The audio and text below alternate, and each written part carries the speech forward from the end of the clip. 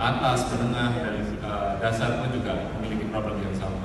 Kemudian yang kedua, kita perlu mulai menggaungkan diskusi. Ini era pendidikan yang seperti apa sekarang?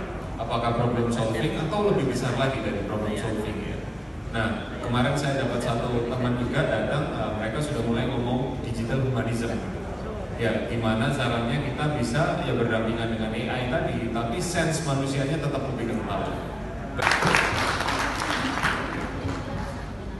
Bapak Ibu yang berbahagia, menarik sekali diskusi pagi ini bersama beliau.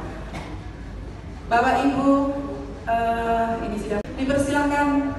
Monggo yang pertama kali Bapak yang perguruan tinggi tenaga kesehatan Jawa Timur terkait dengan AI ini, karena kami dititipi juga dari versi Persatuan Rumah Sakit terkait kompetensi mahasiswa kesehatan. Saat ini kita tahu layanan kesehatan perkembangan bisnisnya juga luar biasa, tidak menutup kemungkinan 5-10 tahun ke depan bakalan seperti pertumbuhan ekonomi maupun jasa lainnya. Maupun Alfamart ini sudah bergeser kayak farmasi, Farma ini sudah setiap kecamatan ini sudah ada.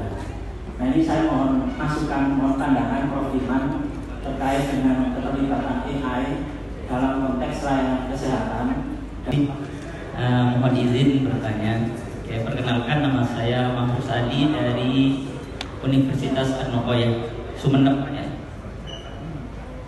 Baik, saya sangat setuju sekali dengan pendapat dari Prof tadi terkait manfaat dari AI. Dan kami di kampus kami sudah menerapkan itu di pendidikan, di penelitian juga, dan bahkan di pengabdian juga kami melakukan itu semua.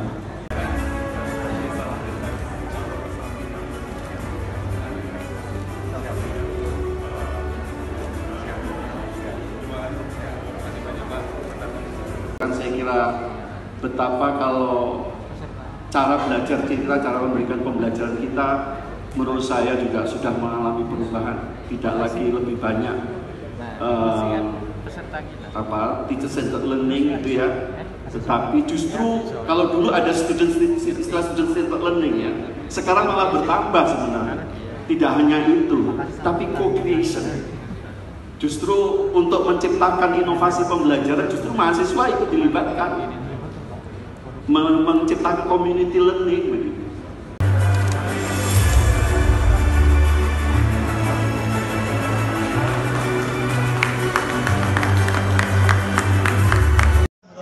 Ditambah 7 perguruan tinggi di Indonesia yang menjadi anggota konsorsium, begitu ya Pak. Tapi sejak kemarin melalui kegiatan simposium ini kami juga merekrut perguruan tinggi baru begitu untuk bisa bergabung menjadi anggota pemimpin, dan nampaknya ini sudah lebih dari mungkin 175 sampai 180 per hari ini begitu. Apa yang dibahas di acara seperti simposium? Oke, jadi simposium nasional ini memang menjadi wadah yang kami harapkan nanti bisa menjadi agenda tahunan dari pemimpin. Jadi pada forum ini kami berharap kami bisa berkumpul bersama dengan para pimpinan di perguruan tinggi di Indonesia, jadi dari seluruh tanah air, dengan harapan ini bisa menjadi wadah bagi kita semua untuk saling mendiskusikan begitu ya, hal-hal apa saja yang memang berkaitan dengan tata kelola terhadap perguruan tinggi, kemudian isu-isu mengenai tantangan dan kemudian arah-arah kebijakan, sehingga memang kalau dilihat dari kemarin begitu ya sampai dengan hari ini narasumber kita beragam. Kita menghadirkan pimpinan-pimpinan dari Ditjen Dikti, meskipun beberapa dari beliau hadirnya secara online begitu, dan juga beberapa pakar yang memiliki expertise atau keahlian terkait dengan pengelolaan perguruan tinggi di banyak aspek. Nah, khusus tahun ini memang topiknya sebagaimana yang ada di dalam simposium, kita ingin menavigasi inovasi perguruan tinggi di era antroposen ini begitu ya, karena memang banyak perubahan, banyak kondisi-kondisi kekinian yang menuntut perguruan tinggi itu bisa segera melakukan inovasi supaya mereka bisa lebih adaptif ke depannya begitu. Setelah seminar ini apa yang akan dilakukan pemimpin? Baik, jadi sebetulnya sebelum kegiatan ini dilakukan, pemimpin itu sudah memiliki beragam program kerja begitu ya. Salah satunya adalah kami punya program utama berupa pengembangan kapasitas kepemimpinan bagi pemimpin dan calon pemimpin di perguruan tinggi. Jadi program ini sudah berjalan sejak tahun lalu di 7 perguruan tinggi konsorsium. Jadi beberapa jajaran pimpinan dan calon pemimpin di 7 perguruan tinggi konsorsium yaitu Universitas Islam Indonesia, Universitas Ahmad Dahlan, kemudian Universitas Brawijaya, Setia Malang Kuseswara, ada Universitas Negeri Semarang, kemudian Universitas Pajajaran dan juga ada Universitas Presiden, begitu. Kami melakukan itu, tapi program ini juga diikuti oleh beberapa pimpinan dari perguruan tinggi lainnya, Pak, yang ada di Indonesia, termasuk proyek lanjutan yang juga kami selenggarakan bersama dengan LPDP tadi yang sebagaimana disampaikan oleh Pak Nafiron sebagai narasumber. Kita punya program peningkatan kapasitas kepemimpinan itu melalui program yang didanai oleh negara melalui LPDP dan Ditjen Dikti, namanya PKKPT, Pak.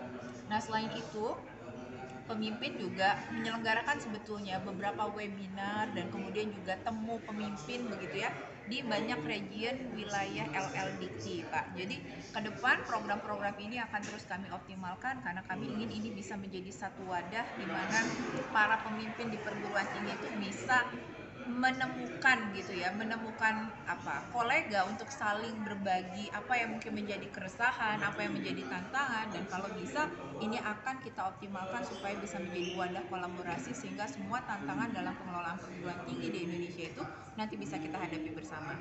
Ya Pak, jadi itu yang sebetulnya sangat ingin digagas oleh pemimpin. Jadi pemimpin ini ingin menjadi wadah. Jadi kita kebayang kalau satu perguruan tinggi melakukan upaya perbaikan apapun, ya siapalah kita, kira-kira begitu ya. Tapi kalau upaya ini bisa kolektif dan kolaboratif kita lakukan, maka bukan tidak mungkin upaya ini bisa memberikan impact yang lebih luas. Dan harapan kita adalah bagaimana upaya-upaya ini itu nanti juga bisa mempengaruhi kebijakan di negara begitu Pak. Jadi kita sangat ingin para cendikia, insan di perguruan tinggi ini juga bisa memberikan sumbangsi yang lebih nyata lewat upaya-upaya kolektif kita bersama.